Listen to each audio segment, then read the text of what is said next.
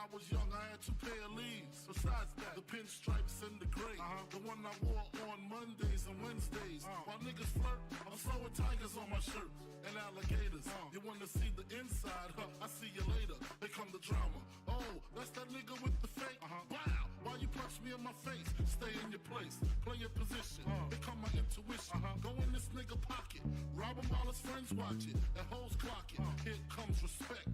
His crew's your crew, or they might be next. Look at they man, big man, they never try, so we roll with them, stole with them. I mean loyalty. Niggas bought me milks at lunch. The milks with chocolate, the cookies, butter crunch, 80 lunch.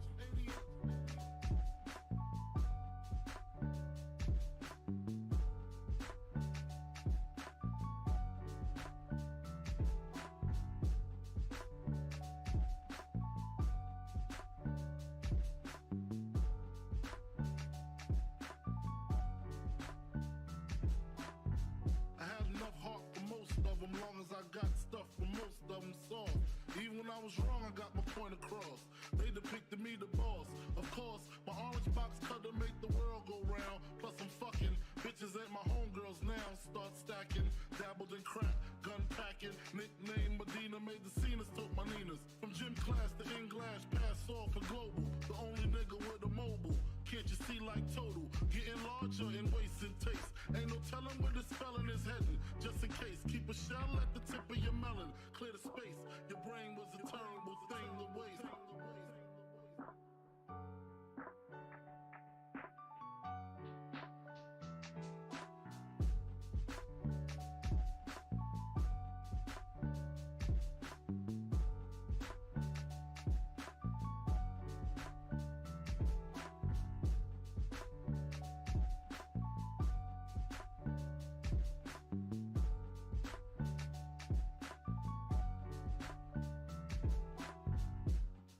Realizing to master enterprise and I ain't have to be in school by 10. I then began to encounter with my counterparts of how to burn the block apart. Break it down into sections. Drugs by these selections. Some use pipes, others use injections. Syringe sold separately. Frank the deputy, quick to grab my Smith & Wesson like my dick was missing. To protect my position, my corner, my layer. While we out here, say the hustler's prayer. If the game shakes me. All right, guys. All right. What is going on? What is going on, everybody? Yeah, what's going on? Man, what a just average episode of Monday Night Raw tonight. Man, we're definitely in the season of that pre-draft Monday Night Raw and probably what is to be SmackDown, even though honestly at this point SmackDown's the better of the two, in all honesty. It really was when guys like Wyatt and you know the Bloodline shit was going on, but even at this point it's definitely still for me got the edge over Raw a little bit, because stuff that's going on Monday Night Raw lately just hasn't been scratching that itch, man. I mean, there's a couple things on it, but man, I mean, other than that, I mean, even too now we are seeing a lot of like SmackDown people on the show. We're seeing a lot of SmackDown people on the same show as the Raw people. We're seeing the LWO. We're seeing a lot of the Bloodline. Even though they've kind of always been working both shows, we're seeing a lot of, you know, Sami Zayn and Kevin Owens, obviously. But yeah, man, I mean, you know, we're getting a decent amount of SmackDown people on the show, and like I said, man, we're really kind of just in that pre-draft dead period, which, you know, I mean, it's not necessarily their fault. I mean, I mean, what the fuck really can they do? When you got Yeah, 2 weeks to the draft, I mean, you're not going to start any fucking huge programs, even though they're planting seeds for Judgment Day and Bloodline, which they will end up on the same brand, I would think. I would think yeah, both of those factions are going to end up on SmackDown. So, I guess they're creating something, that's going to carry over, which is a little good. But even tonight, I thought what they tried to do with them was a little like confusing. Like they were mhm, partner or like they agreed to handle each other's problems for God knows what reason. I mean, why the fuck would Judgment Day need the Bloodline to take out Bad Bunny? I mean, like what yeah, it doesn't, like, why would they need fucking Solo Sokoa to take out Bad, but it doesn't make any sense. And then why would the Bloodline need Judgment Day to take out uh you know Owens, Zayn, and I was about to call him Riddler, Riddle. um I don't know, man, it doesn't make much sense, bro. And then it's also weird too because we're getting a real weird build to Backlash, and we're mm, getting kind of just a lot of things that just don't really interest me. Um, no, in all honesty, I mean, it was confirmed today we're getting, um, who is it? It's Jimmy, Jay, and okay. Solo versus Riddler. Well, there it is, Riddle. Um, Matt Riddle, Kevin Owens, and Sami Zayn. So there's that. But uh what? Eh. And then Yeah, that sounds boring as shit. yeah, yeah, definitely. I mean, they literally did the same thing last year at at Backlash, a Bloodline 6-man tag.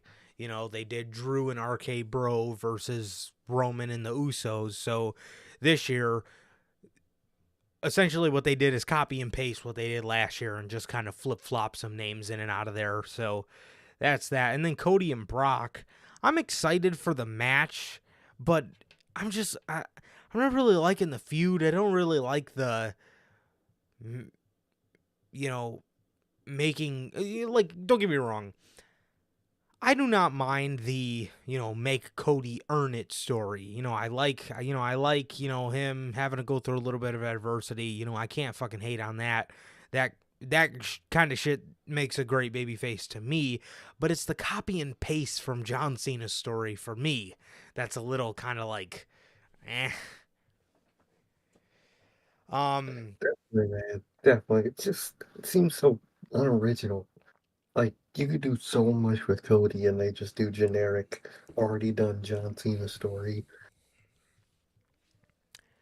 Yeah, yeah. So that's where I'm at. That's where I'm at with WWE, man. But how you feeling about what what happened on Roll? Uh, damn, it's couldn't really care less at this point, man. I Yeah, mean, Backlash is kind of always one of those dump pay-per-views where they just dump random shit on it. Whether it was WrestleMania Backlash, normal Backlash. Didn't it used to be Payback after before WrestleMania. Back?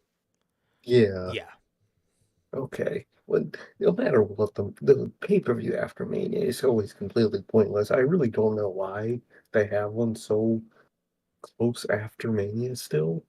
Might as well just go right into the draft and then maybe the you could do Backlash maybe a month after that, and this could be the Backlash around the draft instead of Mania yeah, because we should be seeing the Backlash to Mania on television after Mania. But yeah, I don't really care for the Backlash concept, and they never really do it well. This year is kind of a repeat. yeah. Um, Generic Bloodline shit. Have you seen on Twitter people have been turning on Solo Sikoa? Oh my fucking god, what did he do Dude, now? they're saying he's getting overexposed, and that they see too much of him. Like, you do you want people to build new stars or not? He's a new star. Do you not want him to be built up? He's great. It's not like they're shoving garbage down our throat. So Good Lord. So, fucking Jesus Christ. Twitter, bro. This is why I stay off Twitter, man. If it's not, you know, if it's not fucking if it's not them if it's not them canceling somebody for literally anything under the sun, it's fucking it's them complaining about an NXT call up being overexposed. Wow. As a matter of fact, Solo Sikoa has been one of the best NXT call ups, in my opinion, and the reason being, not only does he fit seamlessly into what he's doing, but when Triple H called him up, they had a fucking set plan for exactly how he was going to be presented, what kind of role he was going to play in his group, and how they were going to book him, and they've booked him fucking fantastically. Good Lord, man. Fuck.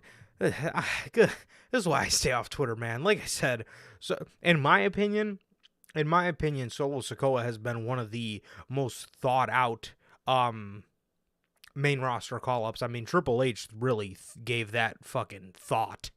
Exactly. When He's been one of the best call-ups ever. 100%, because, you know, as much as I would love to say, as much as I would love to sit here and say, man, Tommaso Ciampa was one of the greatest call-ups because he should have been, Vince did not think about that at all. I mean, he put him with the fucking Miz. So that just goes to show what kind of thought that was put into his NXT call-up, or guys like that, you know. Finn Balor is another guy, man. I mean, he was hot as shit the first couple months he was on the main roster, and then immediately he got hurt, and when he came back, he was just mid-card Finn, and that was it. But with Solo Sikoa, man, it's been a slow burn, and it's been nice, man. It's been nice. I love the way Triple H can execute a slow burn. If he really wants to put some thought into it, man.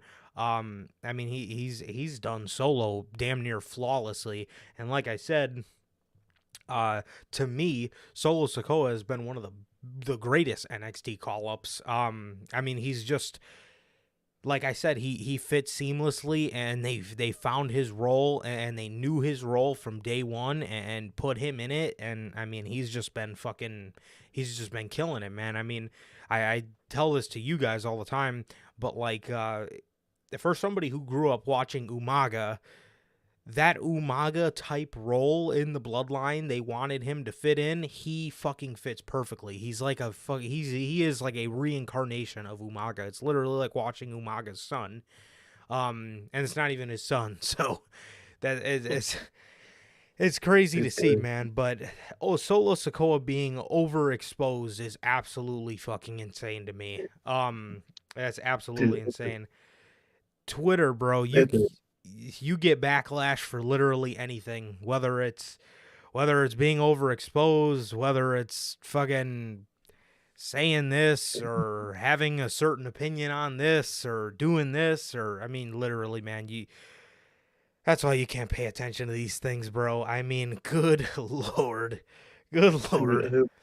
I was reading a bunch of them in a row the other night. I was laughing my ass off. I was like, dude, no way they jumped on Solo Sikoa that fast. It's At the actually same, man, insane. he's been great, man. I love what they've been doing with him. Yeah. He's got the future written all over him, man. And I hope they keep it up with him, man. I hope they keep overexposing him per some people on Twitter, man. But good Lord, it's hilarious. Well, man, overall backlash, just not it. It's really not that it. You know what, Mhm. too? Though the same people that say Solo Sikoa is overexposed are the same people that defend Roman Reigns being gone half of the year, and then they say, well, he's away because he's a special attraction. You got to keep the same energy here, man. I mean, I'm not, I get it. I get it. You want to keep Roman Reigns, as special as you possibly can. Nobody says he has to wrestle on SmackDown every week. He could fucking be there, but the fact that he's fucking gone half the time is the thing. And don't get me wrong, if you even do every other week, It's fine. That's fine. Not bad at all. Yeah, I mean, you give people time to miss you, but dude, when you show up 1 week and then you're fucking gone for 3 weeks, 4 weeks, and then you fucking show up again, it's just like, Like, bro, why are you champion? how much You time do you fucking need off? what are you doing? You're not working live events, so what the fuck are you doing? What you doing? You at, You at built that that point, shed for the last 3 years? yeah, at that point you just have the AEW schedule. You just go to work 1 day a week and that's it. I mean, Yeah. Might as well just go to that company at that point. Or his fucking logic. yeah, it This don't shit make don't any make sense, man. I don't get it, but Backlash, man, it ain't. What's up, Durante, man? How you Yo, doing? what up, Backlash Durante? it ain't looking too hot for me, man. Like Rich said, I would probably just cut it from their overall schedule. It's the most pointless thing in the world. It really is. Yeah, Durante, that's a great question, and that's a lot of that's a lot of that is a lot of that is a lot of people's go-to, man. A lot of people don't like to hold Triple H accountable. A lot of people don't like to hold the man accountable. Personally, I'll give him a little more lenience because he booked NXT, so he's kind of got that soft spot in my heart. But at the same time, man, I mean, if you look at WrestleMania, he fucked up. He fucked up majorly, Like, and I said it on the WrestleMania review too. Like, we've gave Triple H a lot of bones.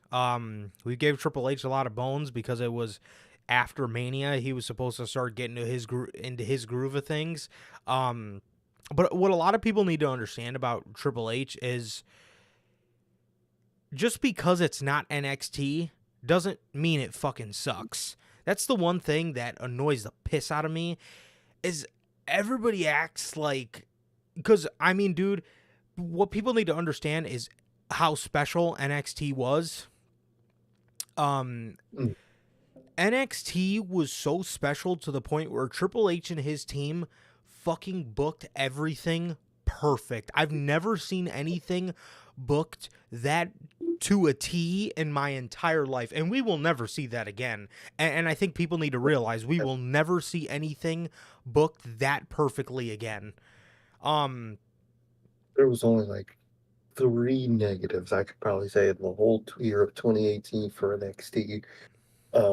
One thing that always stood out to me that I remember is the Keith Lee booking back in 2018. We thought he was going to be the next fucking Chris Hero down there, and Yes.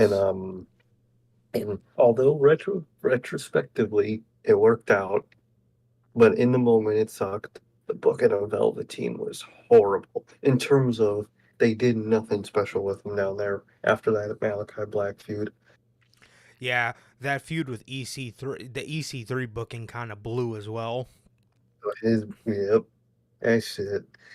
But I mean, anything that came to the world title or the women's, Or the that shit North was always on American, top. the tags. American, yeah, shit was always on top, man. It was literally it was a different time. So that's one thing. I think a lot of people, get mad at him for, but it's like, again, there's a lot more holes on the main roster. NXT was 1 hour.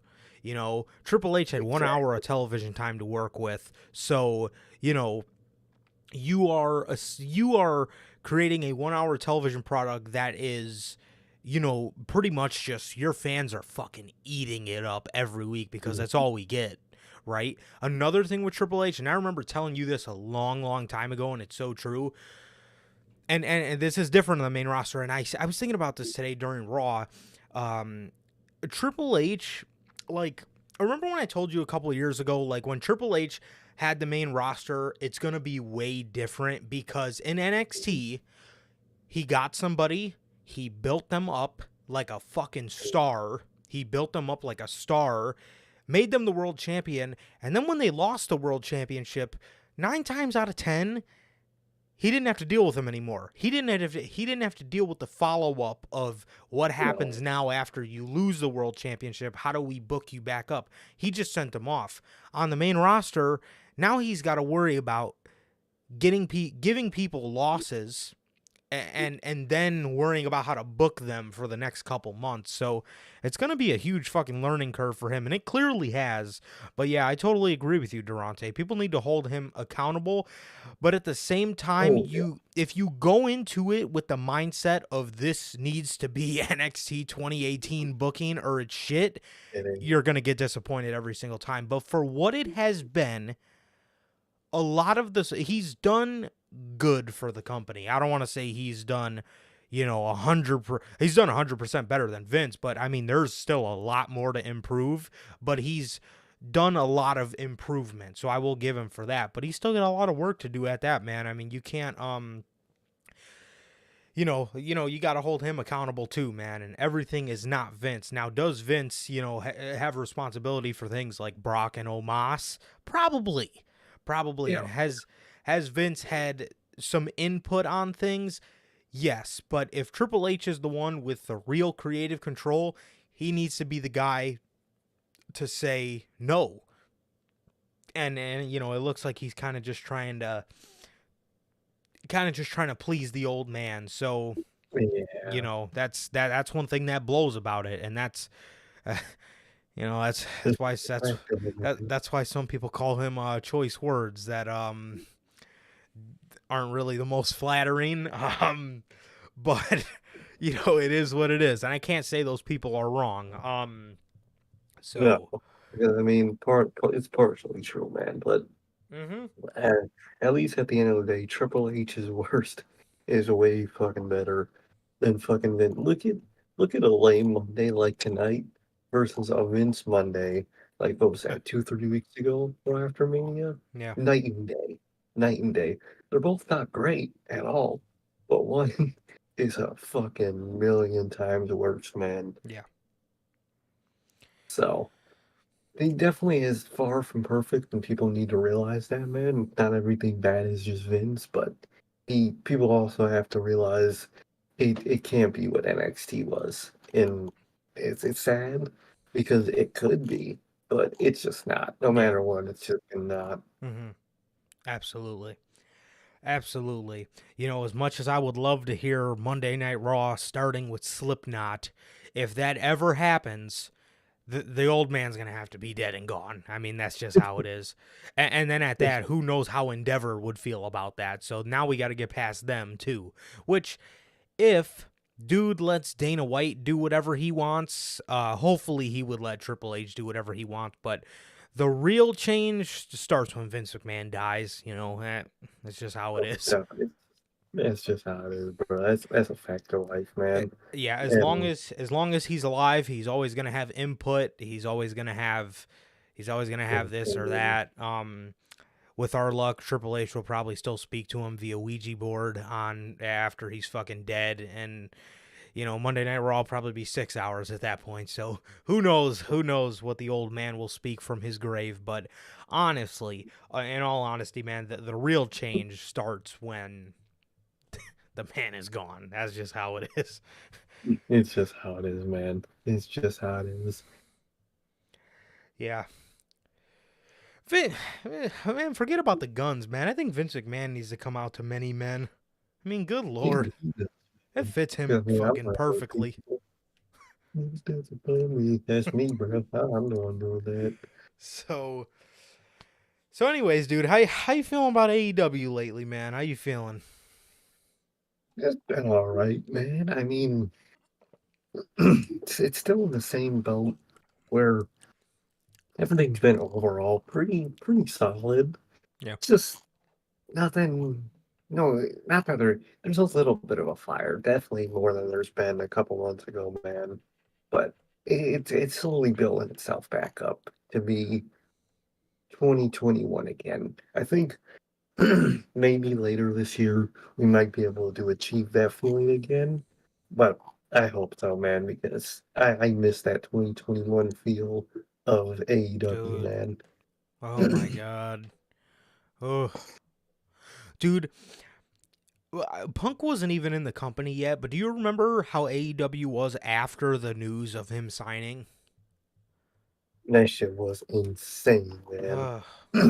That shit was insane. I missed that shit. Dude, I'm telling And you, I hope bro. everything goes well with this Punk coming back because part of me, it looks like Chris Jericho's part might be a work the way he's been acting. So I hope so. At least I hope it just not more endless drama. Did you But did you hear the news about him and Punk?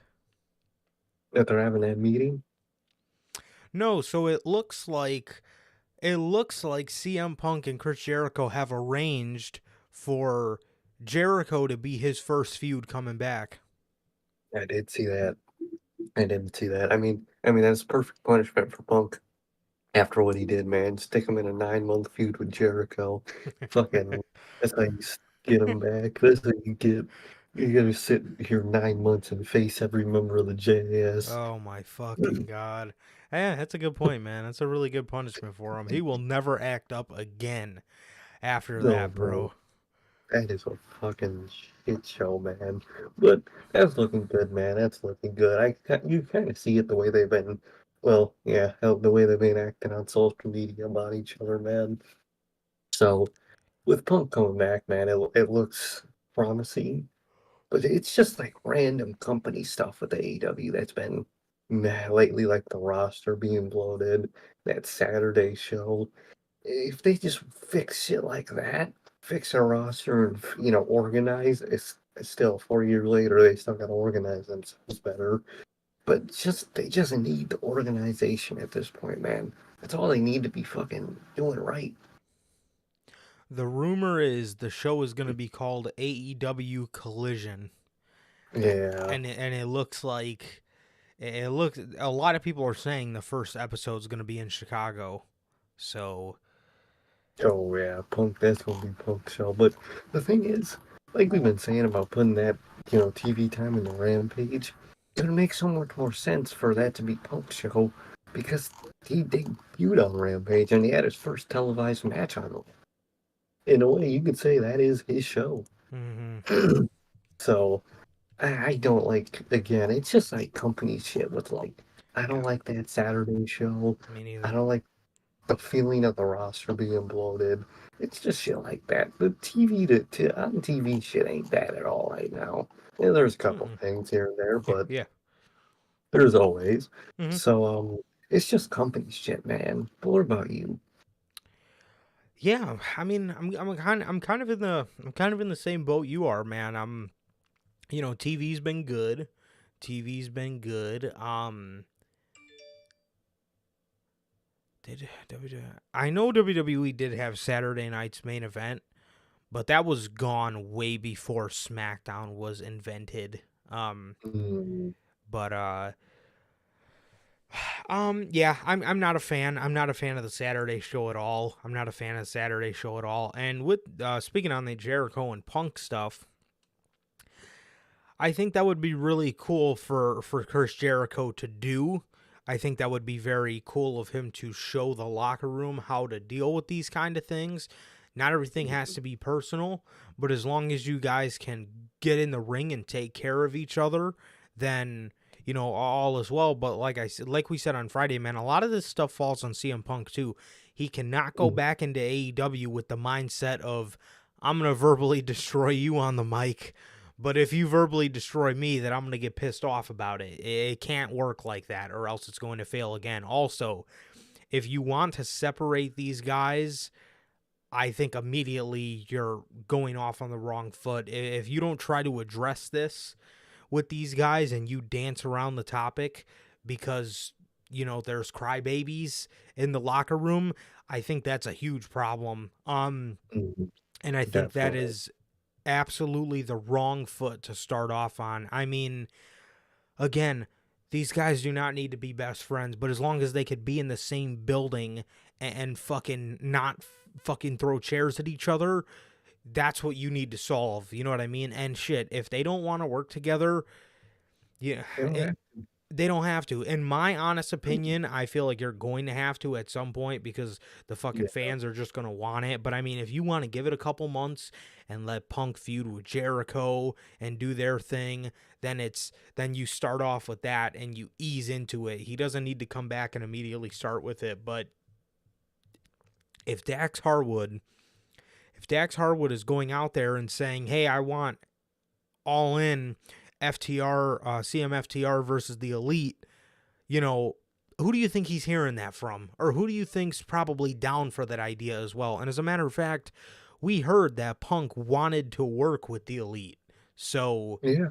the ball is kind of in their court, and I feel like they know, what the right thing is to do. I mean, this is going to be this would be great television for them, and it's almost, to me, it's an opportunity they can't pass up on. But you need to squash these problems first, or you can't bring him back. I mean, that's just how it is, man. I mean, these are problems that need for the company's sake to be resolved, and everybody needs to be involved in it. I mean, not everybody's wrong in this situation, but not everybody's innocent as well. So Exactly, man. It's you just gotta make them squash the beef, man. I mean, it's that simple.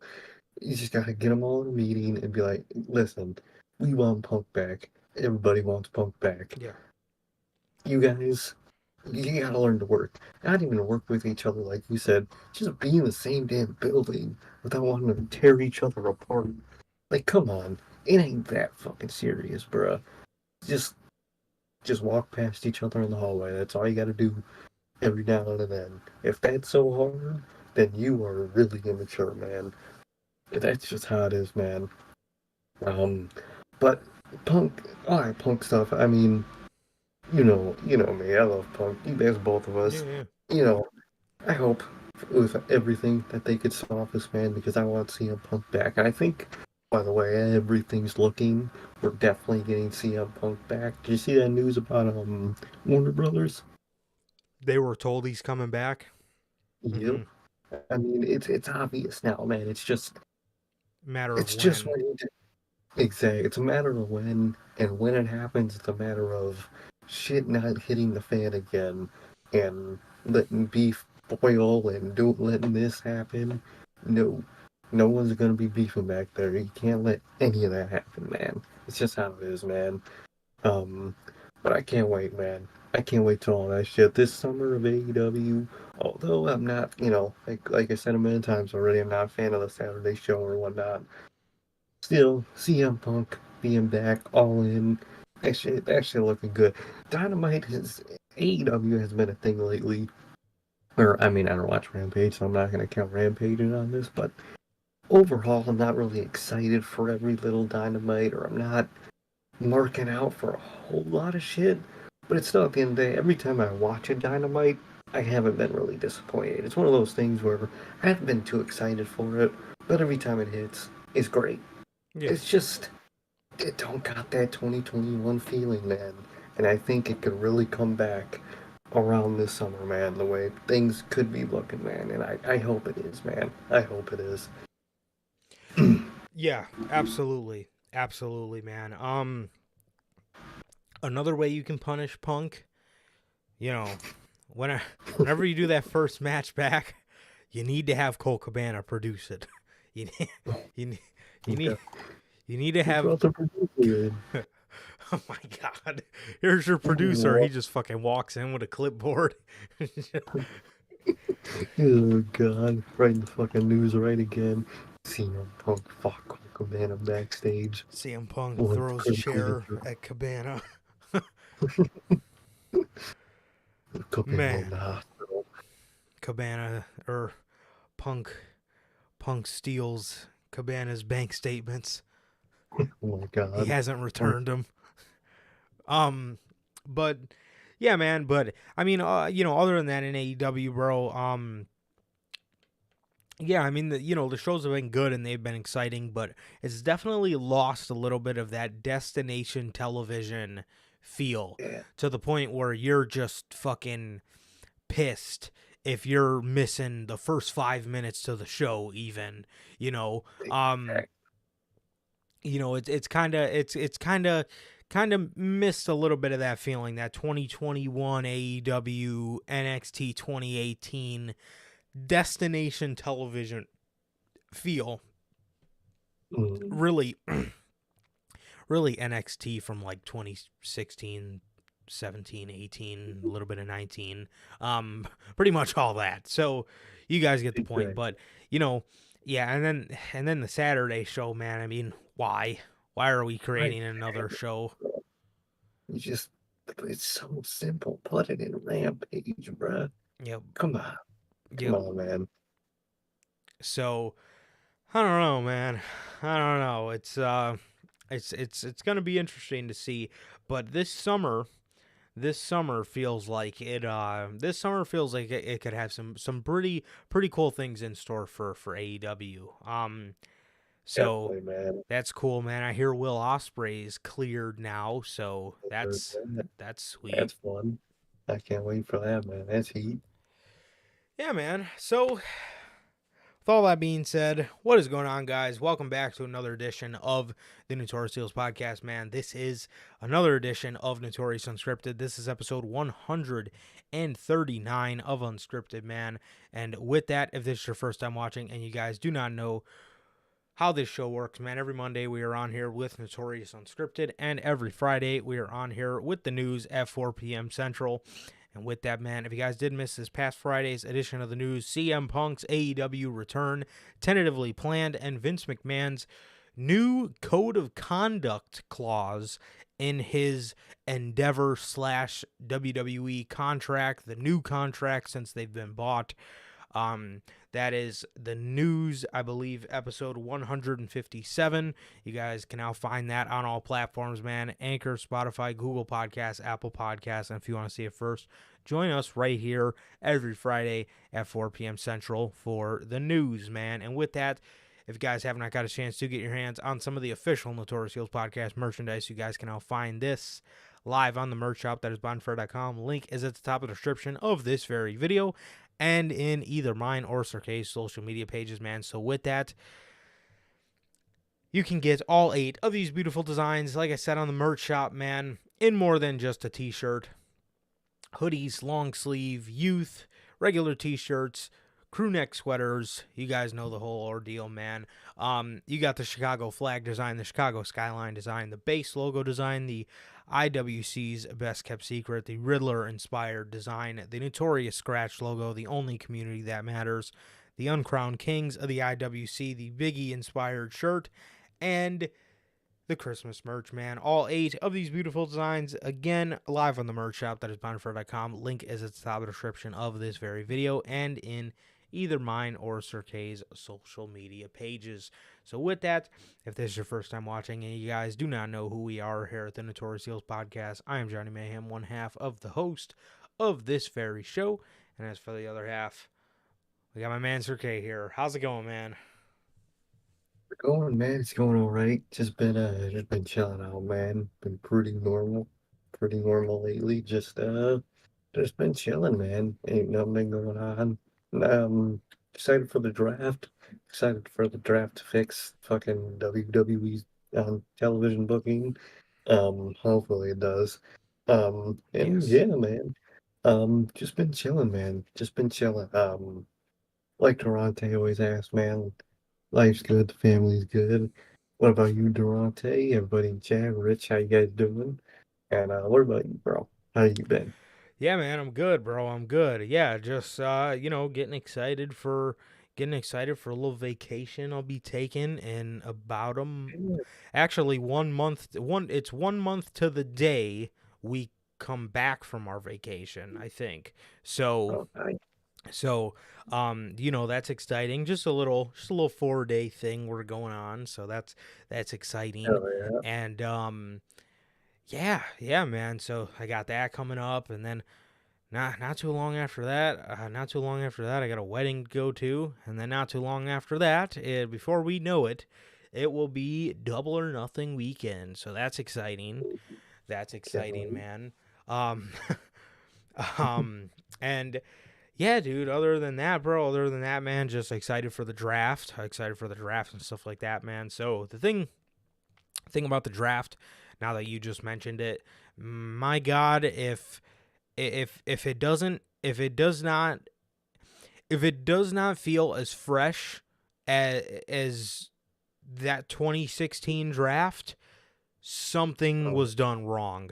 I'm really excited for this to give new people chances and to kind of show other people, and for all the NXT call-ups that need to come up, because my lord, why is Tyler Bate and Ilya Dragunov still in fucking NXT, man? Speaking of fucking Tyler Bate, you saw he was on Main Event wrestling Ziggler.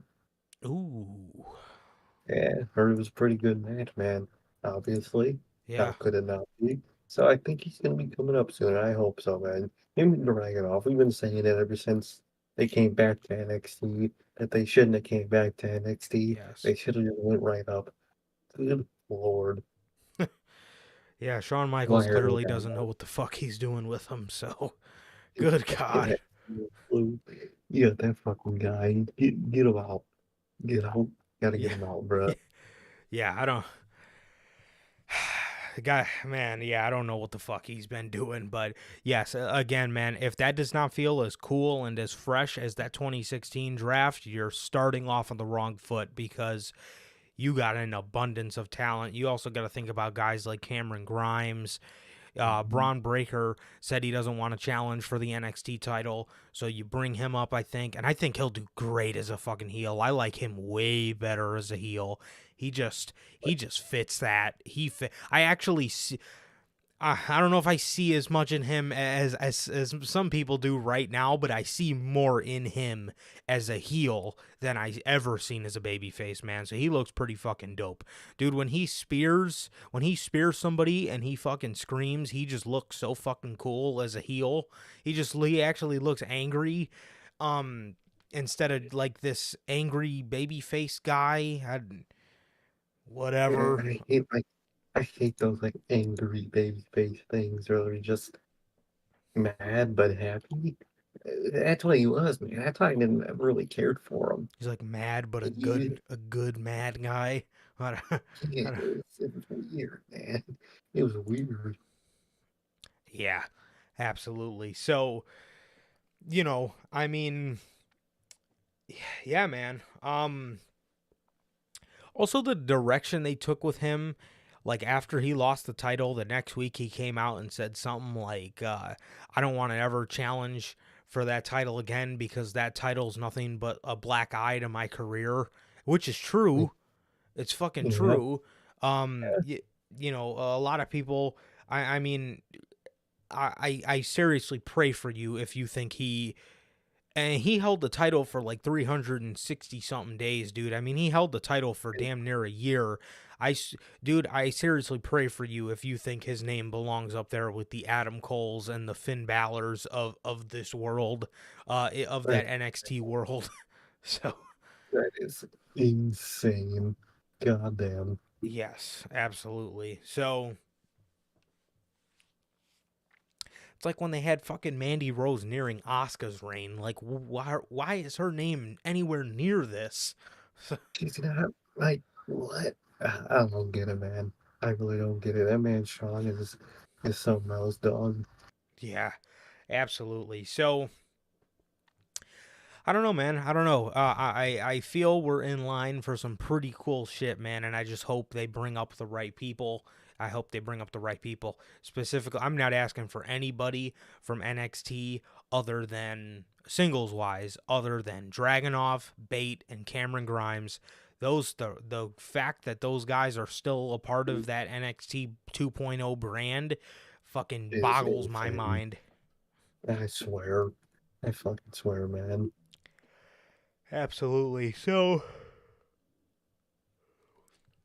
AEW. Oh, yeah, but yeah, I think I was done. Yeah, but yeah, man. So that's that.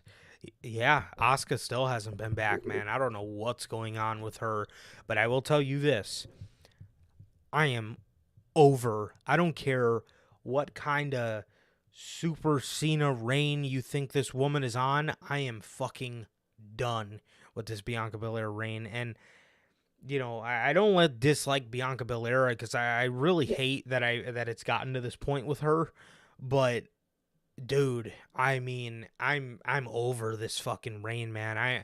I hate this fucking reign. This reign has been so bad. It's ridiculous, man. It really is. It really is, man. It's been horrible, man. And she's such a great talent, and it Yep, being used like this is just insane. no question, no question. It's really fucking bad. I'm just there's nobody to beat her. Like No.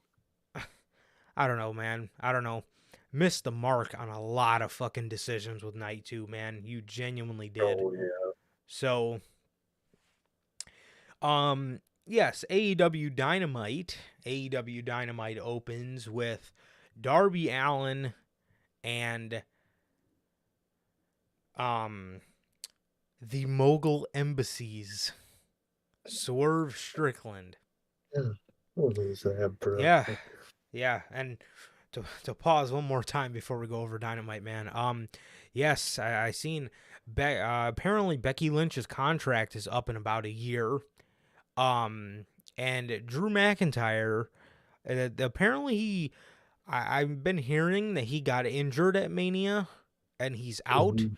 but he blacked out everything on his Twitter and everything everything on his Twitter. He took out all WWE references and stuff like that. So it's going to be real interesting. And honestly, now I'm not going to be one of these people, I'm not going to be one of these people guaranteeing you that Becky Lynch is out the door, but I wouldn't be so sure that she's not going anywhere. Now, she very well could, but Yeah. I don't know, man. Again, I could see anybody anywhere, Yeah, but Becky, this one seems a little more storyline than people believe it to be. I mean, absolutely. dude, at this point, these wrestlers, the only story they know is just a shoot thing. Let's just shoot that we real life don't like each other. It's all they got now. Hmm. After that shit that happened with Punk Gorilla, that's all these fucking wrestlers can do. Yeah, and that's the thing that was that's the thing that was fucking weird with the Becky situation. It's like, guys, if her contract is up in a fucking year, why would she walk out of the company now? Just wait at that point. You know what I mean? You Like, know, what? Makes no damn sense. usually people walk out when they just signed a new deal, and they're unhappy as fuck and they still have 4 more years on their deal. I mean, but you know how stupid that would be for Becky Lynch to walk out Like, with in a contract year? Come on, bro. that makes no fucking sense, dog. It really, really makes no sense. But yeah, Becky Lynch. I mean, this story is, or her little story is definitely more storyline than it is a work. But as for Drew, I don't know what that man. I don't know either, man. I don't know. It's interesting, man. So, yeah, man. So we got the Mogul Embassies, Swerve Strickland here. Bro, how bad does he look with Prince Nana and Brian Cage? Dude, in his entrance, he walked past them like he did not know them. He walked past them like I walked past half of the fucking kids when I was in high school. Dude, literally, that group is horrible. Cut it already, dog. It sucks. Darby Allin and Swerve proceed to put on a pretty good match. They put on a pretty good match to open Dynamite. They gave him like a nice 15-20 minutes in the beginning of the show. Prince Nana came out mid-match. Darby Allin chased him away, but as Darby chased him up the ramp, Brian Cage came back out. Darby realized that, he was almost about to be counted out, so he ran back down to the ring. Swerve kind of caught him up a little bit, but Darby Allin ended up hitting his little, like, figure four roll up type move. And he beat Swerve here in the open to AEW Dynamite, in what was a pretty damn good match, if I do say so myself. Definitely, man. Definitely expect nothing less from these two guys. Some of the best talent they got on their roster. Yeah. Too bad one of them is in one of the dumbest factions I have seen, dog. So that is a damn shame in itself. The Mogul Embassy. Good fucking god. Good fucking lord. After the match, MJF comes out and he starts verbally going at Darby Allin as Darby Allin is sitting there in the corner. He just is going on and on about Darby. Darby grabs the mic and he says, Max, has anything you've ever done in your life made you happy? Max said, what? And he said, has anything you've ever done in your life made you happy? He said, he talked about how a couple years ago, year one into AEW, he checked himself into therapy because he did not want to be one of the wrestlers that was on the outside. He was alive. He was alive and living, but on the inside he was dying. He talked about how he would never sell his soul for any kind of championships or sell his morals for any kind of championships like MJF has done. He talked about how he talked about a lot of stuff. He talked about how like money wasn't anything to him, and in the start, just like MJF, he was chasing material things, but then he soon came to realize that they were just material things. He said with his AEW money, he bought his parents a house. He said to MJF, I remember when I first met you, you said, as soon as I make it to national television, all my problems will go away, and they haven't. It was just a really fucking deep promo, and it was so good. Darby Allin has just that Jeff Hardy charisma about him. He's just got that natural fucking charisma to the point where he doesn't even have to fucking do anything. All he has to do is show himself, and he just has that natural fucking charisma. It's a beautiful thing. Exactly, man. Exactly. It's just he's on that different level of just genuine as person, where everything that comes out of his mouth is just really him, man, and you can tell. And that's a special type of promo and act, not even act, just a special type of wrestler you don't really see nowadays, man. And that's one of the reasons he's one of my favorite on that damn show, man. Yeah. And like I've been saying, like we've been saying. If I maybe again, probably not this at this instance, but later down the line, I think it should be Darby that takes it from MJF. I Yes. really think it should. Yes, I have a feeling they've kind of skewed their mind over to Adam Cole a little bit, but Darby Allin, man, I mean, he's fucking picture perfect, man. He's picture perfect, and especially if he is about to exit the company, you need to have one of your pillars, especially if he beats all three of them, you need to have one of your pillars defeat him, in my opinion. Exactly. And Darby's that perfect person to bounce back from that loss Yes. onto a win. Love Absolutely. it. Perfect. Absolutely. So Darby told that's pretty much what Darby talked about. He talked a little bit about how Max always makes fun of him for, Sting being his dad. He said, Sting is not my dad, but he is my best friend in this whole entire company. And he talked about that a little bit.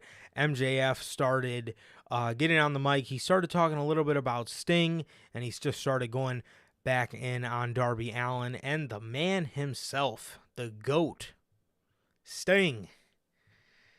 Sting came out, man. Sting came out. I love Sting in this hood Sting attire, man. What is this? Hell, who you been hanging out with, bro? Bro, I'm saying, this man's been coming out here with black Timbs, a bomber jacket, and some black jeans and his merch. Like, dog. Yeah, man, it's something else recently, man. Sting's goat, man. He really is. That shit's hilarious. He is, man. He's been hanging out with JTG or something. I don't know what's going on. He's got to be, man. He's got to be. So Sting comes out there. And he says, Max, I don't like to say I'm a daycare leader, or he said no, sir, daycare leader, what the fuck am I talking about? He says I don't like to call myself a babysitter. I don't like to call myself a manager. In fact, I like to call myself as he pulls a pom-pom out of his pocket, a cheerleader. And he starts fucking smacking MJF in the face with it as he starts pulling more pom-poms out of his jacket and throwing them at MJF's face. Dude, do you want to tell me why people were shitting all over this as if it was the end of the world and it completely diminished the promo? Yeah, people don't make sense in that regard, man. I mean, I thought it was kind of funny. I don't know where the hell he got those from. Um, Maybe Julia Hart still had a Yeah, couple in her locker, maybe. and like, here, take these. Bro had so many in his jacket. How many pockets does that thing got? I know. But that's what I was really wondering after that moment. How many pockets does he have? But I thought it was funny, man. I thought it was funny. I mean, it's Sting. He's gonna fuck with people. That's what he does. And I saw nothing wrong with it, man. It's not like he was a Vince, thing where he does Dude, stupid shit like that. these Like, motherfuckers are acting like he did a fucking whole dance recital out there with the pom-poms in his fucking hand. he just tossed him at the man. Like, there's a big difference between general, just people doing funny stuff and Vince McMahon comedy. This is nowhere near that, and I am perfectly fine with it. Yeah, man, I'm like, good lord, bro. I'm like, you people really find any fucking thing to complain about. Especially how you complain about that promo after what he went on to say was even ridiculous. He gets done throwing him at MJF. He gets done throwing him at MJF. And he says, yeah, Max, how do you like it? I'm tired of you talking about this Cody daycare center. And then he goes, which I love when he makes that face, that like wolf pack fucking face when he used to do the Too Sweet. I wish they would make a fucking figure with that head scan. I love when he used to fucking make that face. That face is just fucking with just like with the mask, and like when he does that face, like that shit just looks sick. I don't know. That's just a fucking. I don't know. That shit really. That shit looks fire. But he's all shocked, and he goes, and he and he goes over to Darby, and he goes, "Oh, did I just say Cody?" And he goes, "Oh, I said Cody," as Darby Allin just starts laughing. And he says, "You know what? That's right, Max. How do you like it?" He says, "Because you had Cody, and that's the truth." He went on to say, "When a young Surfer Singh started, I had a support system, similar to how I am a support system for Darby. When I was first getting started as Surfer Sting, I had the Nature Boy, Ric Flair." He throws up the Too Sweet. He says, "Love you, Rick." And then he said, "Then we go into a little bit of Wolfpack." He throws the Too Sweet up again. He says, "Love you, Kevin." Then he looks up to the sky. He says, "Love you, Scott." And then he goes on to say, "So I'm not anybody's dad, or I'm not a babysitter. It's just nothing more than a support system." And then he completely tugs on my heartstrings when he says, and I must say that, and he says, I do admit, Showtime is almost over. Fuck, man, I ain't ready for that. That shit's gonna suck, I'm man. not ready for that, man. That's gonna be one of those retirements, man. That gets me emotional. I already know it. Oh, Watching yeah. it, but man, my whole life, bro, I watched fucking. I wasn't alive then, but I always went back and watched like always watched Sting on DVD and stuff like that, bro. And I'm like, man, like it was just one of the. it was one of those things. Like, a lot of people would show me shit from, like, you know, when I was growing up. A lot of people would show me things from, like, back in the old days, man. And I always like Sting, bro. I say it all the time, but you know, I always say, why do they need Bill Goldberg when they got the best guy from WCW, which was Sting? So, man, it sucks, man. It sucks because, you know, even though it was by watching replay, you know, I pretty much knew about Sting the whole time I've watched professional wrestling. And to see his final run in AEW be as fucking epic and out of nowhere as it has been, oh, it's going to be sad. It is, man. It is because nowadays it is a fucking rare occurrence where an older guy comes back into the spotlight, man, and he's great. He's a great part of everything that's happening, man. And that's what Sting has been, man. He's been awesome. He's been cool. He's been funny. He's been entertaining. You don't get shit like this, man. And you love to see it, and you hate to see it end, man. But it's gonna hit when it does, man. It's gonna suck, but Sting deserves everything he's got, man. So that shit was awesome, man. I loved when he brought up Cody. I thought that was hilarious. Um, I mean, it's true. Cody, he was his babysitter. So it's just how it is, man. And I love that they brought that up, man. And I love what they're doing with this, man. They got I really like the four pillar thing they've been going on. Everybody, there's no slacker in this feud, man. Mm-hmm. Jack Perry's been great. Sammy Guevara has actually been He's great. been awesome. Darby's been fucking goated, man. I really like how they're doing this, man. I I like the idea when it first happened. I was just a little scared that they weren't able to pull it off because that's a lot of like players into one thing. But everybody's gotten to shine, man, and it's been really well. I like what they're doing with this stuff, man. Absolutely, absolutely. So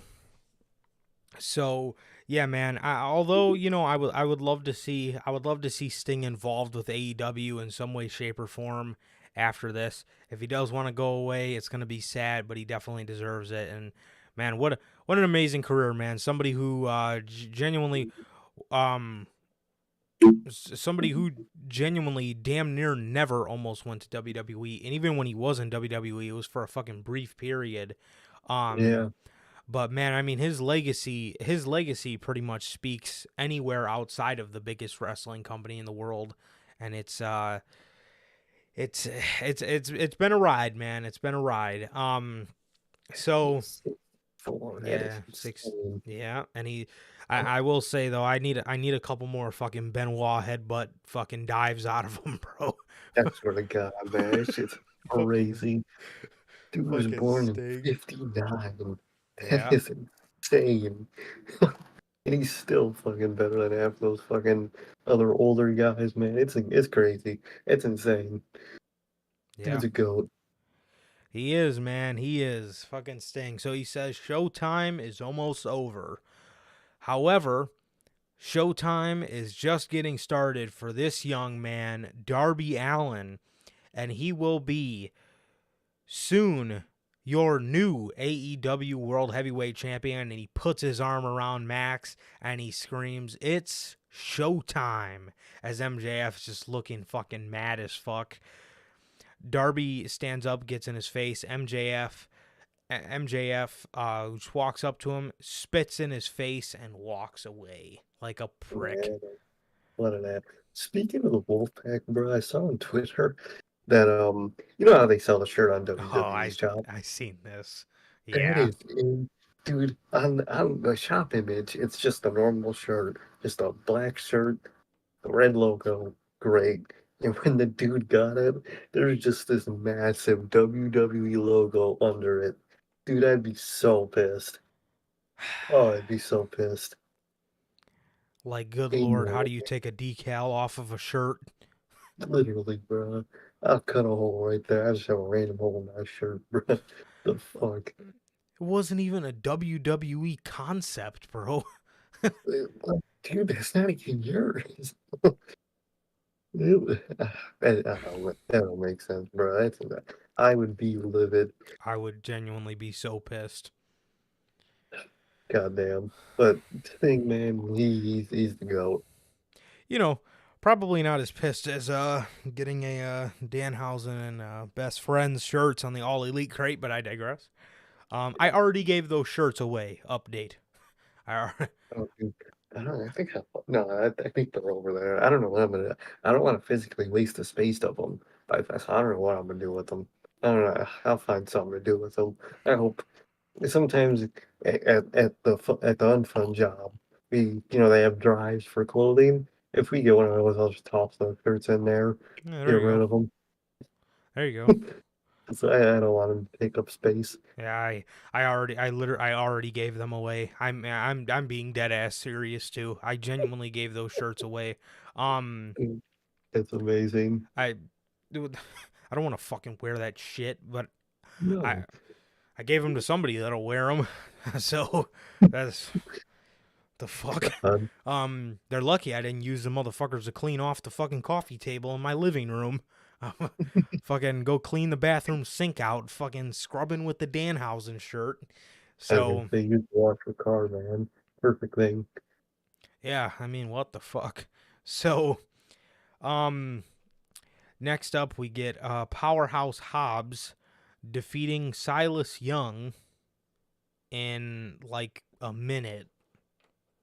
But why is Dude, why is he doing squash matches? What? uh, they don't know how to book people with the TNT title, bro. How do you not know how to book the TNT title? Makes no sense. Not only that, he comes out there with the whole QTV gang. I hate QTV, bro. And they just cut that shit, man. Cut QT out, man. Please. Get him off television. Yes, absolutely, absolutely, bro. So Hobbs is going back up the ramp, and Wardlow, yes, he's back after getting buried. He's back. He's back. Hobbs was gifted this car by QT. Wardlow just started destroying it. I genuinely, I don't care how many power bombs he gives out. I don't care. I don't. I genuinely don't fucking care at this point, man. He destroyed the car. He flipped it over with the forklift. He hopped off the forklift, left the fucking forklift in drive, and it just started fucking rolling. You fucking idiot, bro. You just hopped off and it didn't even put that bitch in neutral. No, he put it in neutral and just fucking just went forward. Dude, he is so lucky that that car was there to stop it, because it would have went right into the fucking street, You bro. you That just would would have have been seen a hilarious. fucking production guy just fucking running after the fucking forklift. Dude, I didn't even think. Like, I was watching that segment, but I didn't even think, like, oh, yeah, Wardlow's back. I didn't even think that, bro. I can't even lie to you. When you said that, I didn't even realize he came back until I remember that just now. That's Yep, how little he means at this point on this company, man. Get him, get that free Wardlow, man. Free fucking Wardlow.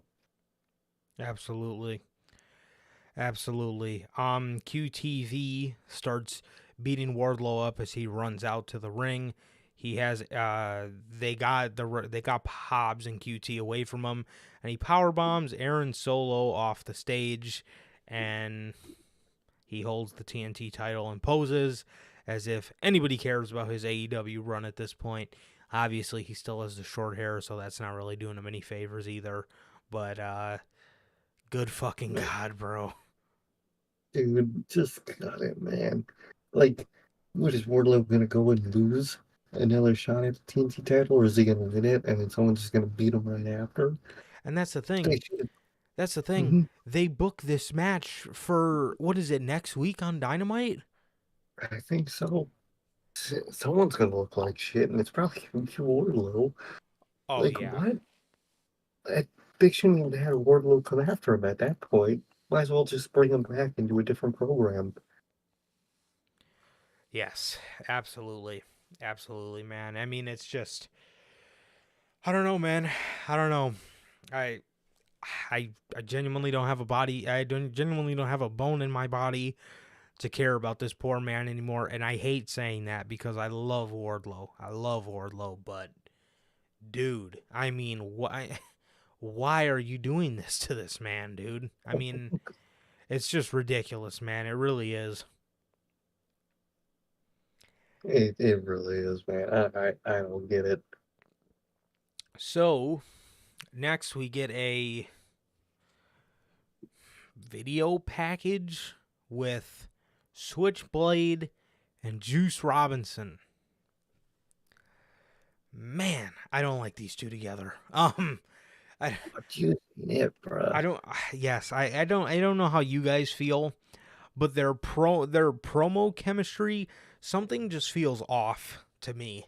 Something just feels off to me, man. I mean, I'm not saying it was a bad promo, but just seeing these two cut a promo side by side, something just seemed off.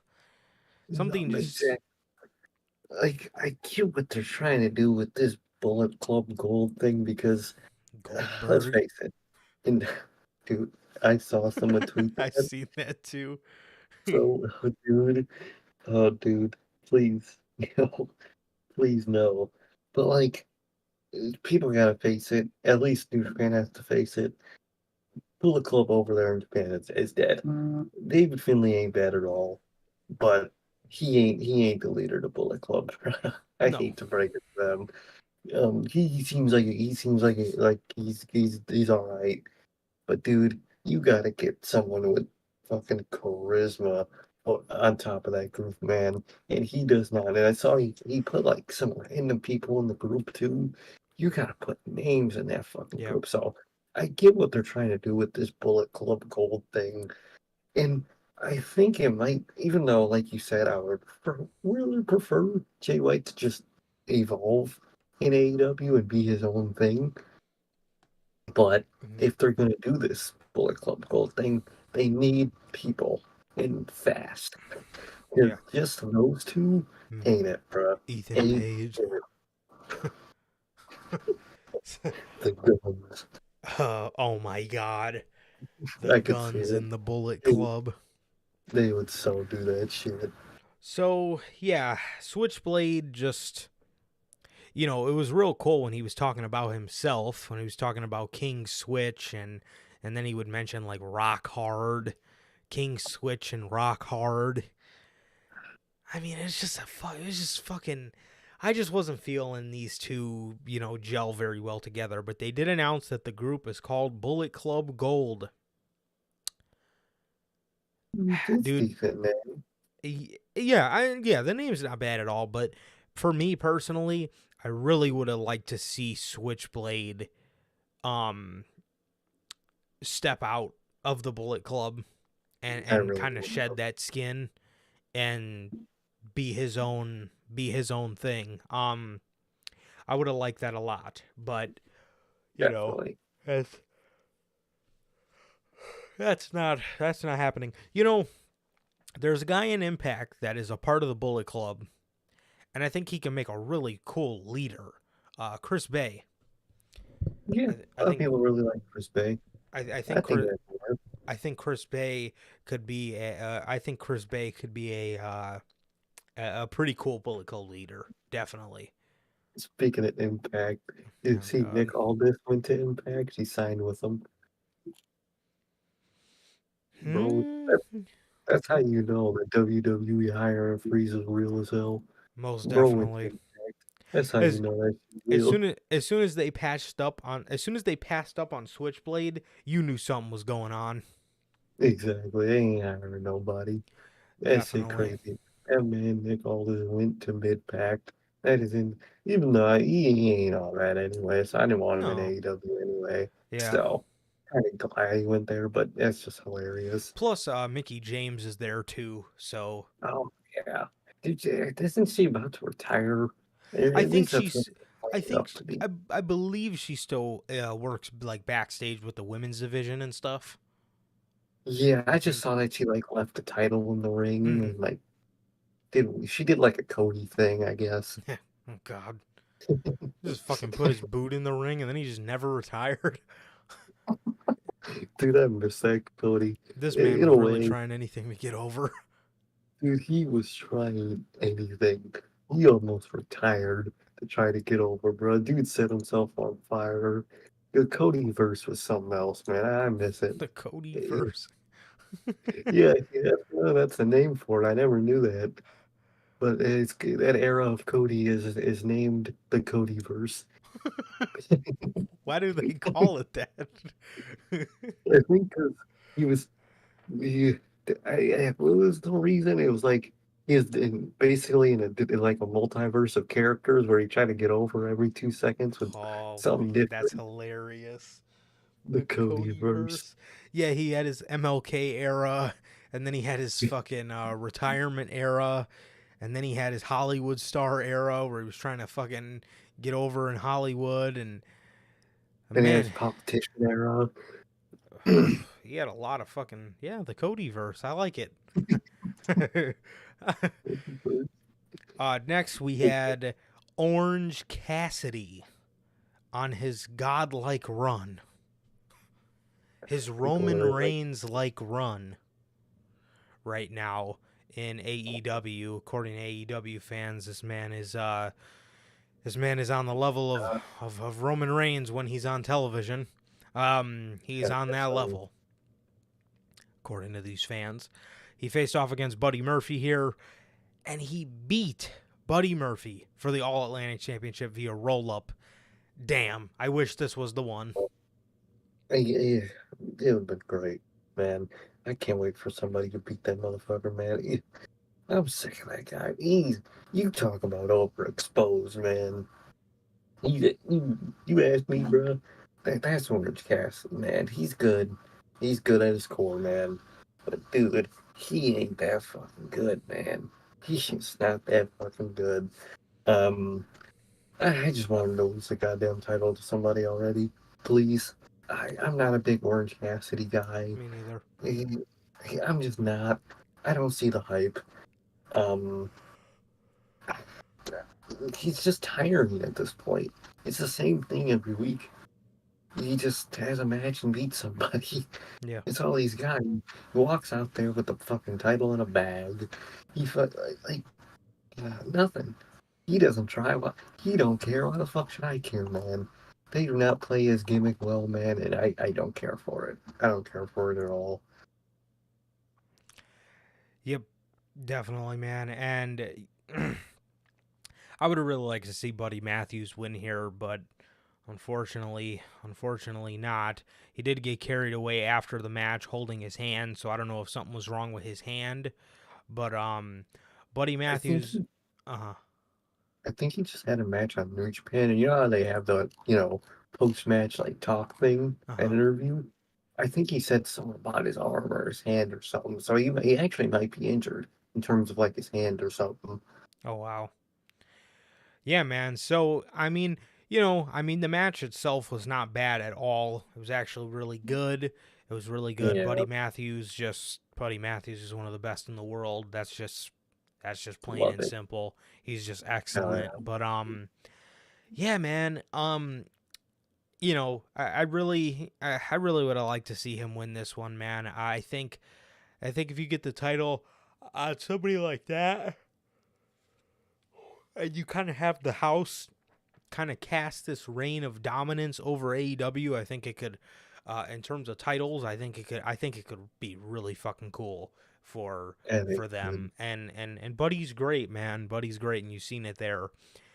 After this, we got another one of those cool ass vignettes with Luchasaurus and Christian Cage, where Luchasaurus looks pretty fucking cool, man.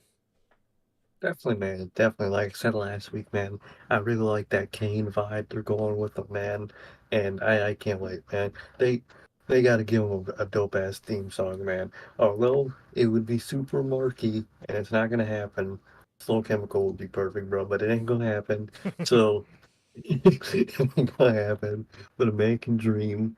But I like where they're going with this. I like the vibe that they set behind Luchasaurus, man, because he's one of those guys that I didn't think was not that I didn't think he was going to be bad or anything. I just thought he was going to be kind of just there after, he split from Jungle Boy. I thought he was just going to be just Luchasaurus, and he's Luchasaurus still, but they put some stuff behind him, man, and really, it's nice to see, man. It really is. Mm-hmm. Absolutely. Absolutely, man. Yeah, I really, really enjoy this Kane vibe they've given him. It's been a really nice touch. Yeah, it's been a really nice It touch really is. to his act. um After this, Ethan Page is in the ring and he wants answers for what was done to him by Matt Hardy. Matt Hardy comes out. Matt Hardy and Isaiah Cassidy come out. They they they're talking to Ethan Page on the ramp. Ethan Page tells them, there's more members to the firm, as Big Bill and Lee Moriarty come out and they attack these two from behind.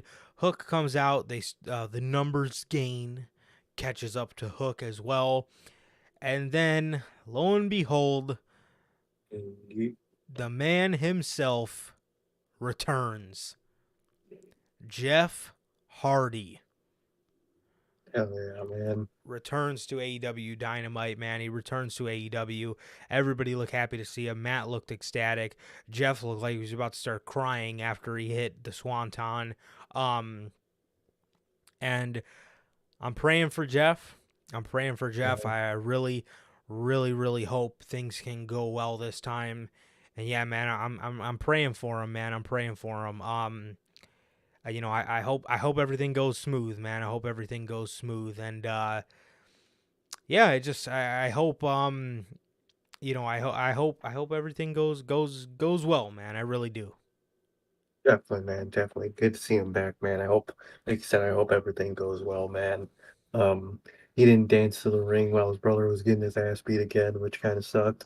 I wish he would have fucking danced again, like that first time he fucking debuted. Dude, that was legendary.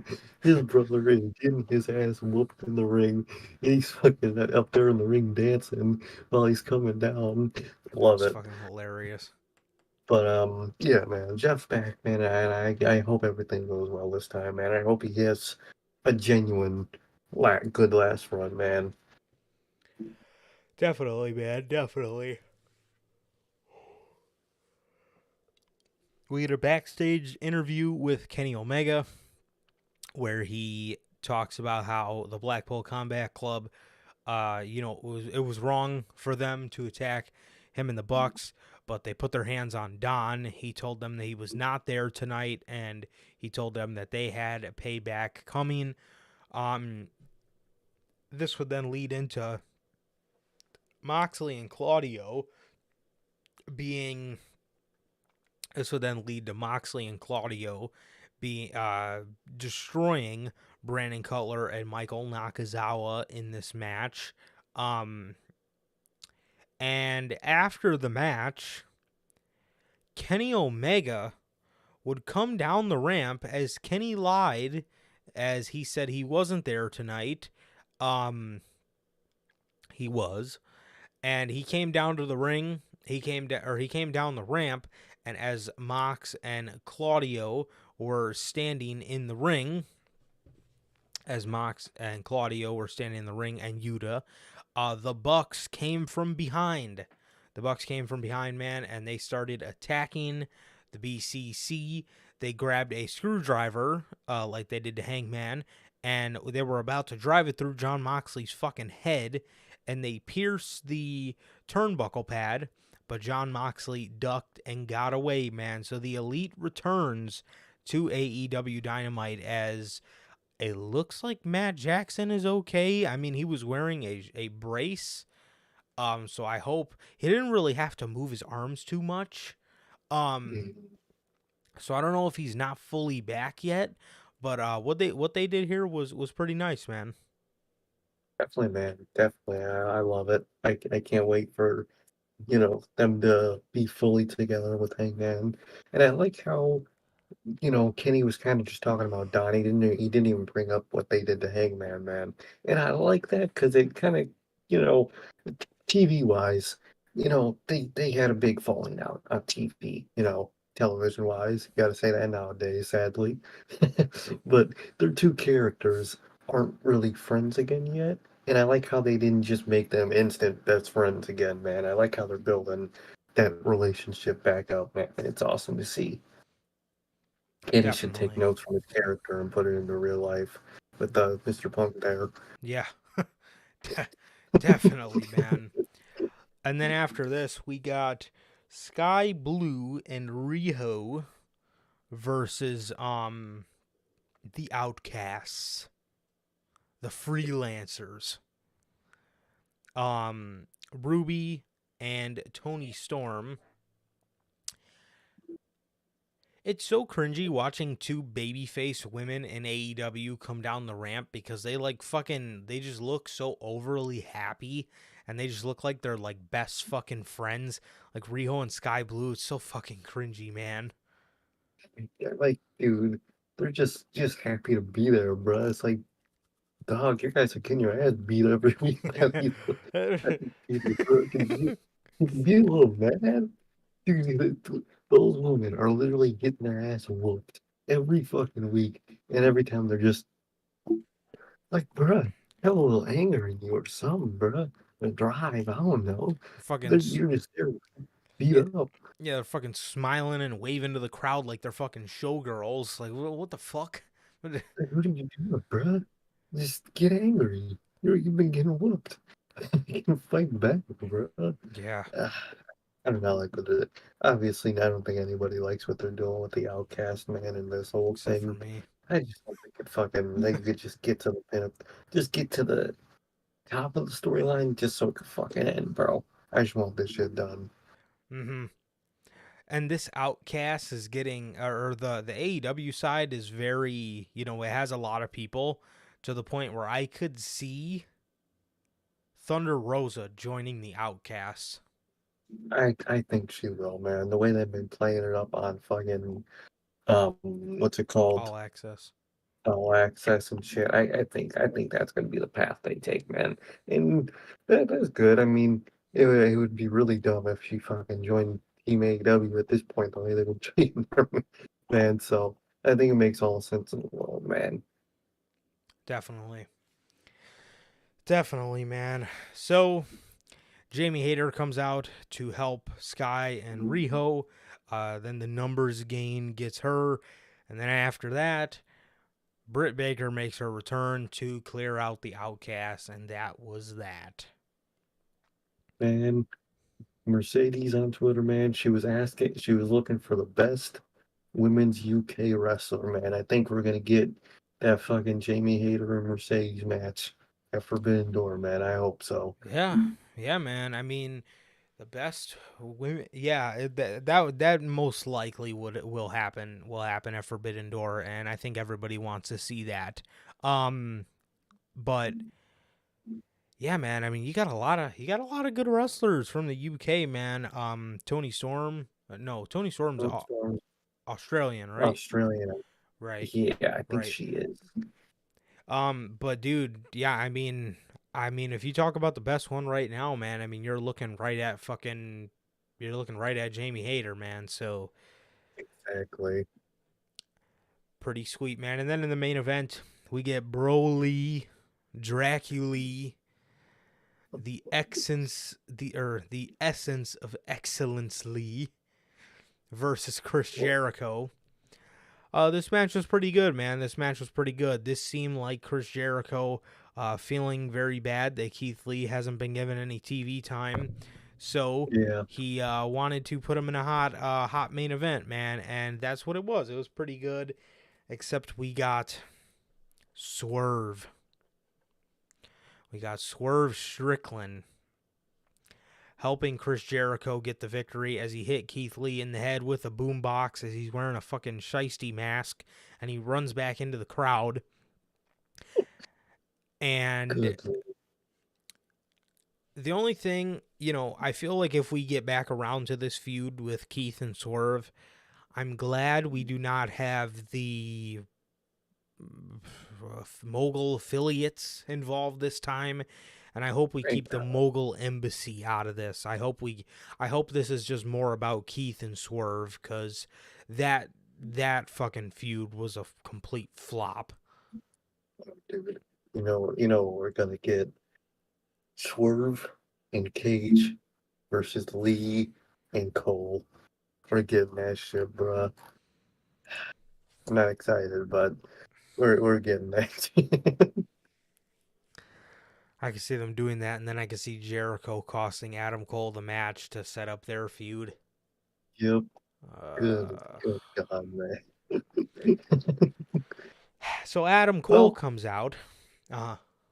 at least if Punk is coming back and he's going to be the Jericho feud, at least that means Cole won't feud with him for long.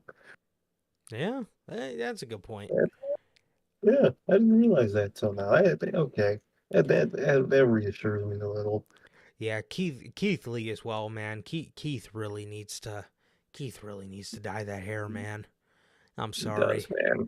That I'm sorry, man. That's just how it is. that gray look just doesn't look good, man. It makes him look super old. I mean, it's not even the hair, although I don't care for it. It's what he's been wearing. The Dracula shit. Oh god, Just yeah. wear your normal attire. Like, if he was wearing his normal attire and had the gray hair, it'd be alright. Don't Mhm, look the best at all. But you're still Keith Lee. mhm. No, we got Dracula. I don't want it. We have Dracula. Literally Dracula. So Why? Adam Cole comes out and helps Keith Lee out as he does the same thing Chris Jericho did, where he's like looking over his shoulder at him, but he never directly acknowledges him, as Jericho's just looking mad as fuck after the match. And that was Dynamite, man. That was AEW Dynamite for the week. Definitely, man. Yeah, not too bad. Not too bad at all, man. Not bad, man. Not bad. And next up, Roll. Monday night. Monday Night Raw opens up with the Judgment, or the Bloodline. First, it was the Bloodline. They talked about how there was a well, actually, before we get to that, there was a promo on Friday, and it was Paul Heyman talking to Sami Zayn and Kevin Owens, and he was standing behind the Usos, and he was looking at Sami and Kevin, and he said, the Usos will take the titles from you guys because, and then he looks at the Usos, but the Usos can't see him looking at them, and he says, because the tribal chief is growing very impatient with you two. And the Usos couldn't see, from where the Usos were standing. He thought that the Usos thought that they were that Heyman was talking to Sami and KO, but he looked at the Usos and said the tribal chief is growing very impatient with you two. So That's interesting. it really does, that. man. It really does. I like that a lot, man. The Usos come out there and they start talking about really nothing. They didn't really have time to talk about anything before the Judgment Day came out there. They all lined up against each other. Priest said, Mr. Heyman, and he goes to walk towards Heyman. Heyman kind of backs off Solo because Solo started to get pissed off, and he says, Solo, it's all right. The tribal chief organized this. And the Bloodline's kind of just looking like, what? And then he says, you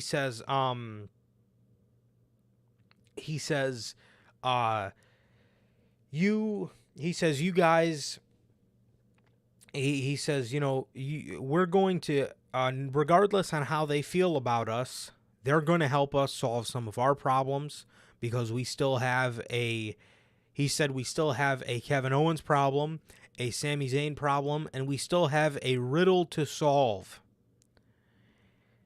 He says, he says in turn, Solo is going to take care of their Bad Bunny problem. Jay grabs the mic and he says, Wise Man, I have no idea what you're talking about. He says, I don't know why didn't you tell us about this? And all Heyman had to say was this was organized by the tribal chief. So Jay was kind of like, what? Like, AJ. yeah, seriously. I mean, if they have a 6-man tag coming up, why wouldn't they just also, I know Sammy and KO won't travel to Saudi Arabia, and there's a tag team title match coming up in 2 weeks, the rematch. Dude, if fucking Vince McMahon fucking swayed Triple H, because you know that's a Vince McMahon call, if any. Dude, if this motherfucker sways Triple H to put the titles right back on the Usos, they should have just kept the fucking titles on them and just saved the bloodline fall at that point.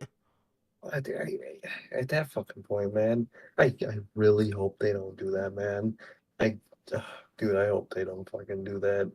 But like, even storyline wise, why would you have Judgment Day quote unquote solve your KO and Sammy problem if you're gonna do it at Backlash They anyway? have a match. Like that's what I'm saying. I don't. Like, none of this made sense. It's just random bullshit to keep us from waiting till the draft. And like, I get, yeah, you kind of have to do random bullshit right before the draft because you really do have no other choice. But you can't come up with anything better than this. You basically have no brand split currently, man. Have Mhm. fun with it, man. Do some random dream matches while you can before you separate people and shit. No Fucking have kidding. a little fun at least. Yeah. Definitely, dude. Definitely. So, yeah, man. The bloodline. Um, and then a little later in the night, well, Heyman says, Solo is also going to solve Dominic's problem with his dad, Rey Mysterio. Solo would then go on to defeat Rey Mysterio later in the night via the help of the bloodline. The LWO would come out there and kind of start to help, but it just wasn't enough. Solo ended up hitting this Samoan spike, and that was it. So, Yeah, nothing, no, yeah. nothing like Solo being overexposed or anything. Oh yeah. To Twitter, man, overexposed like crazy, man. The only thing is, man, do they make the LWO look like shit already? They just fucking lose. Like, dog. First of all, where were they last week? Mm-hmm. Um, and this week they just get their ass whooped. What? What are they, fucking Sky Blue and Riho? Just getting whooped every week, but coming out happy and shit? Like, Yeah. bruh, y'all, how many? There's what, 5 of them? Just if if mass. yeah, if Judgment Day and Bloodline go to SmackDown, LWO needs to go to Raw. Oh, bro, they need to go to Raw, man, because they need to be away from those two. Uh, Because, good lord, are they just going to be buried the whole time if they aren't? absolutely. Absolutely, man. And then later in the night, Heyman Heyman goes up to the Judgment Day and asks them to live up to their end of the deal since, since Solo took out Mysterio and Rhea told him to go away. So I think that's going to be the start to their feud. Is the Judgment Day now didn't really care to take care of the Sammy, KO, and Riddle problem, and Mhm. Heyman just asked Siri to call Roman Reigns, and he just walked away. So I think that's how that's gonna get started. Yeah, man, it's interesting, man. Um, it's cool. I like it, man. Yeah, Cool. I can't wait, man. Even though they're gonna have to stall like fucking crazy until the draft, man. yeah. I like the seeds they planted, man. Even though they could have saved this to like 2 weeks before the draft, if anything. How many weeks away are we? But 4? 1 week from Friday, so not this Friday, but next Friday, and 2 weeks on Monday. So not this. So not Oh, this. The episode. Okay, so the 28th and the 1st. Oh, okay. That ain't bad then. That ain't bad. Never No. mind. Okay. That ain't a big wait. Mm-mm. Yeah, I like that they did it before Backlash, so after Backlash, it could just be a fresh start. Exactly, man. You kind of use Backlash to just end all this bullshit, man. And after that, it's over with. Yeah, definitely. So they played a Mr. Nice Guy Bronson Reed promo Oh, God. where he was saying that his mom used to call him Mr. Nice Guy as he was kind of just sinister laughing because he's not actually nice. It was okay. It was Yeah. all right. I didn't really It's just, understand the Mr. Nice Guy stuff, but whatever. Chad Gable is in the back asking Adam Pearce to make sure that him and Otis get drafted together. mm, that'll probably be the breakup between those two. I'm sure Maxine Dupree will get Otis on a different brand than, or get Gable on a different brand than Otis, man. Yeah, and Otis is standing there wearing a blazer and some shades as he had his hair slicked back and he's growing his hair long again and he's getting his big beard again as Maxine is telling Adam Pearce that Otis needs to be on the same brand as her as Chad Gable and her start having a shoe off. So that was that, man. Oh, Could we please get American Alpha on SmackDown or Raw and get maximum male models on the other brand, please? please, man. Please. So Bianca Belair then defeats Dakota Kai because Dakota Kai wanted her shot since last week Io got hers, and that was that. Damn. Super Cena Strike. with another win. Good Lord. Another notch on the belt.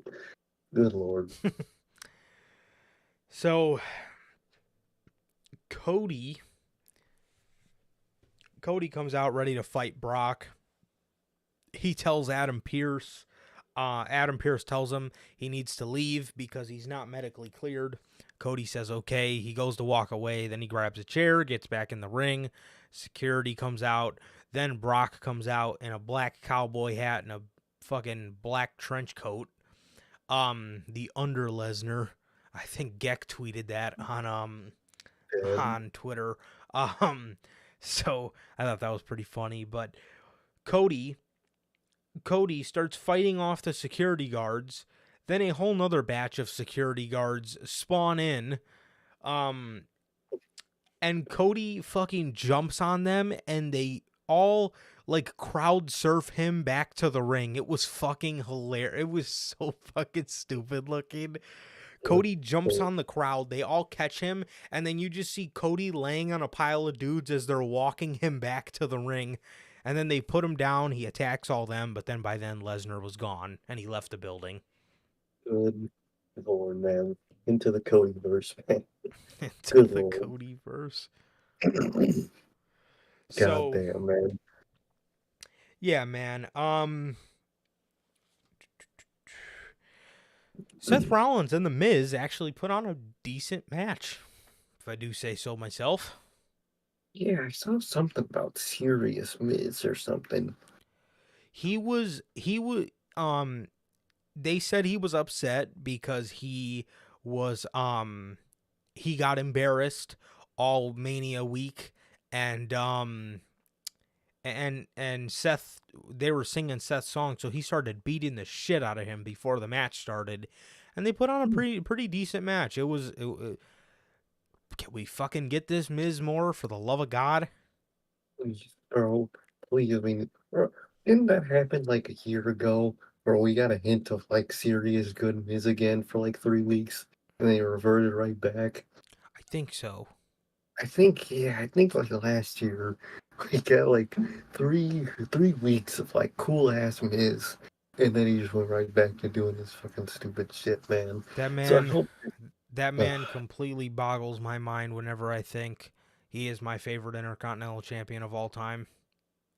oh dude, Gunther killed Walter killed his ass with that shit, bro. He ain't got that, dude. He had like it was good. It was real good. Gunther whoops his Walter. I keep saying Gunther. Walter whoops his ass in that, bro. That's Come at this point that for me. that is yeah. I can't argue with you at all, man. I can't argue at all. But It was great. I think for me, man, the Miz still holds, bro. Is my favorite IC champ of all time.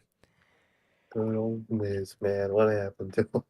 But honestly, Walter probably is my second. Oh yeah, In terms of obviously in terms of match quality, it's Walter. But that's man, not a question. it was something about that Miz title reign, bro. Ooh, That yeah. one was cool. That man completely boggles my mind every time I think he's my favorite IC champ to see him nowadays. But it was nice to see serious Miz. Definitely, Um, man. Definitely. um, we get a backstage segment with Owens, Zane, and Riddle discussing strategy. Owens wouldn't let Riddle talk, and Sammy said, no, if he's going to be a part of our team, I want to hear a little bit of his input as well. These are the Triple H isms that I like. Matt Riddle goes, all right, so this is my plan. So Solo Sikoa has the Samoan spike where he wraps his thumb and he hits people with it. Well, what if I wrap my big toe and I kick people with it, and I call it the toe bro? And everybody's fucking just looking at him like, what? And then Matt Riddle goes, he goes, come on, guys, seriously. Do you think I wanna joke around? These guys took me out. I'm here for vengeance. I'm not here for no silly stuff. Pretty much is what he said. So that was lovely to hear him make that stupid Vince McMahon level joke and then have him be like, "Come on, guys, really? You think that's what I'm here for?" So Yeah, man. I like that. yes, it was very nice to see some seriousness with that fucking guy. Um uh Austin Theory live. Austin Theory Live, ATL. Good lord. Is he from Atlanta?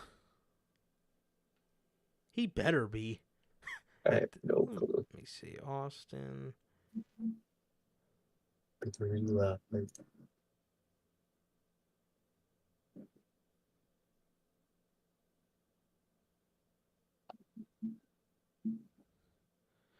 Yes, he is from Georgia.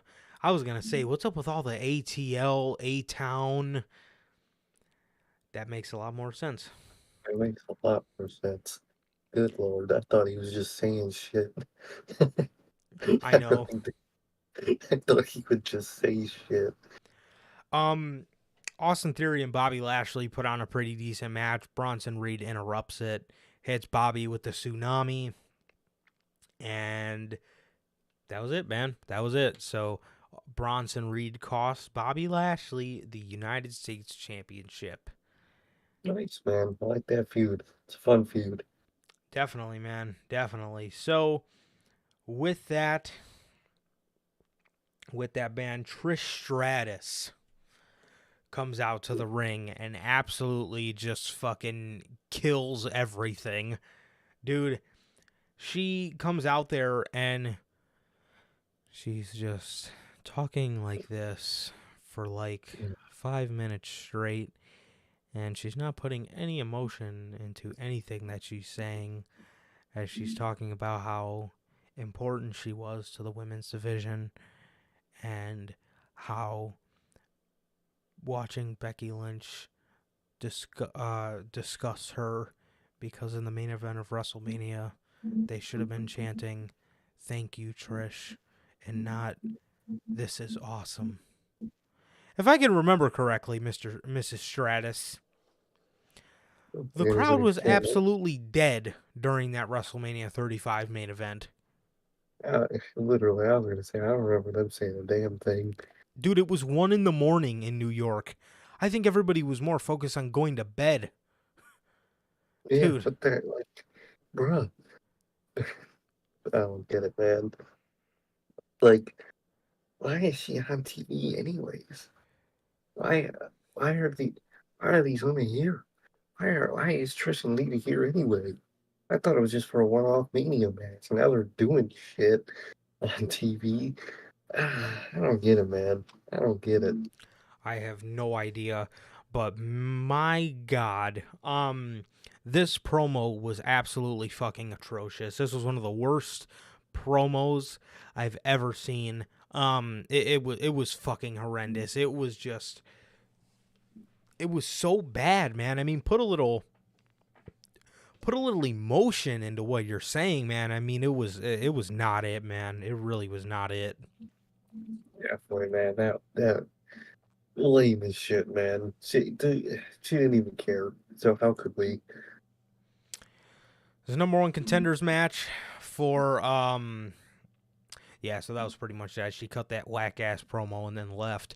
But there was a number one contender match for the women's tag team championships. It was Candice LeRae and Michin versus Chelsea Green and Sonya Deville, and Chelsea Green and Sonya Deville won the match. As the champs were ringside, they threw water in Liv Morgan's face after the match, and the match is going to happen this Friday on SmackDown, man, so that's that. God damn.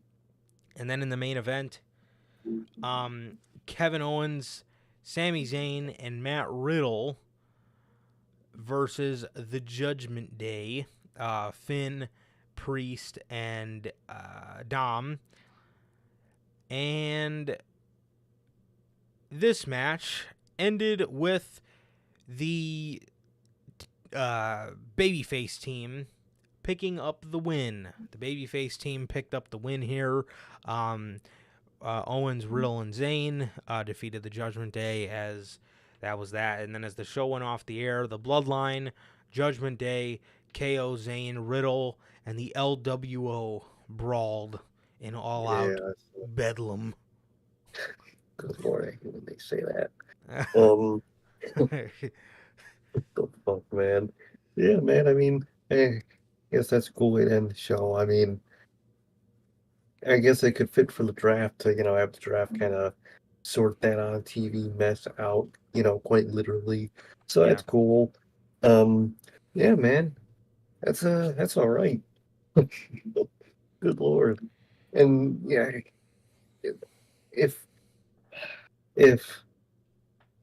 KO and Sammy do retain their titles, it means I'm guessing they're going to lose at Backlash.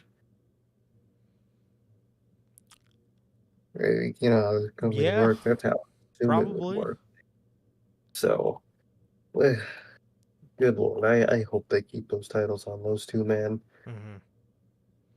I hope so too, man. I really hope so too. But yeah, bro, that was everything, man. That was everything for the week. Yeah, man. It was pretty solid week, man. It wasn't bad. It was, man. It was pretty solid week of Monday Night Raw here Mhm. tonight, man. Tonight, and then this past Wednesday edition of Dynamite, man. But with that, that is going to do it for this edition of the Notorious Heels podcast. Another great edition of Notorious Unscripted, man. This has been episode 139 of the podcast, man. Another great edition of Notorious Unscripted. Once again, it is always, always, always a pleasure for my Johnny Mayhem. And Sir K. And that is going to do it for this edition of the Notorious Heels podcast. Ladies and gentlemen, thank you guys so much. We love you guys. Durante, Rich, Pops, everybody in chat, everybody watching on the replay, please like, comment, and subscribe. And we will see you guys on Friday with the news. Peace.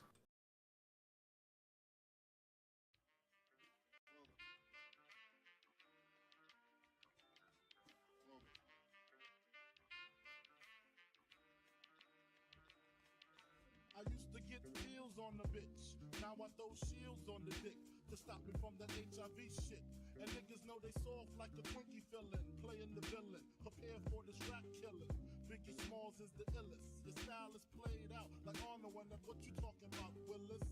The thrill is gone, the black Frank White is here to excite, throw dick to dice. Bitches are like I'm brainless, guns are like I'm stainless steel. I want the fucking fortune like the wheel. I squeeze